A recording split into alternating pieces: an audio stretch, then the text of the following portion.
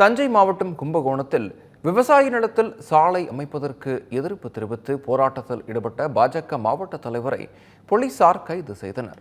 கும்பகோணத்தில் இருந்து மன்னார்குடி வரையிலான சாலை குறுகிய சாலையாகவும் அதிக வளைவுகள் கொண்டதாகவும் இருந்ததால் அதனை விரிவாக்கம் செய்யும் பணிகள் நடைபெற்று வருகின்றன.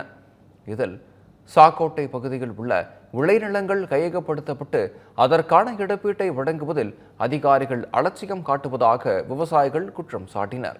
இந்நிலையில் சாலை பணிகளை தடுத்து நிறுத்திய விவசாயிகள் அதிகாரிகளுடன் வாக்குவாதத்தில் ஈடுபட்டனர். அவர்களுக்கு ஆதரவு தெரிவித்த பாஜக மாவட்ட தலைவர் சதீஷ்குமார் சாலை மறியல் போராட்டத்தில் ஈடுபட்டார்.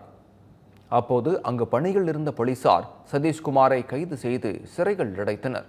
இதற்கு கண்டனம் தெரிவித்த பாஜக மாநில பொதுச் செயலர் கருப்பு முருகானந்தம் உள்ளிட்டோர் சாலை மறியல் போராட்டம் நடத்தினர். பின்னர் போலீசார் நடத்திய பேச்சுவார்த்தைக்கு பிறகு போராட்டம் கைவிடப்பட்டது.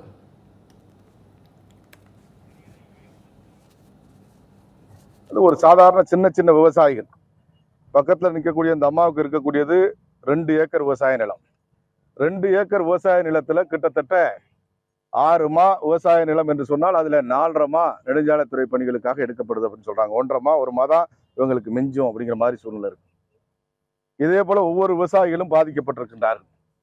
இதற்காக மக்கள் தொடர்ச்சியாக அரசு அதிகாரிகளிடம் மனு கொடுத்து ஓய்ந்து போயிருக்கின்றார்கள். இந்த சூழ்நிலையில இன்றைக்கு முழுக்க விவசாயம் செய்திருந்த பொழுது நாம் நின்று கொண்டிருக்கக்கூடிய பகுதி முழுக்க பருத்தி பயிர் செய்யப்பட்ட பகுதி.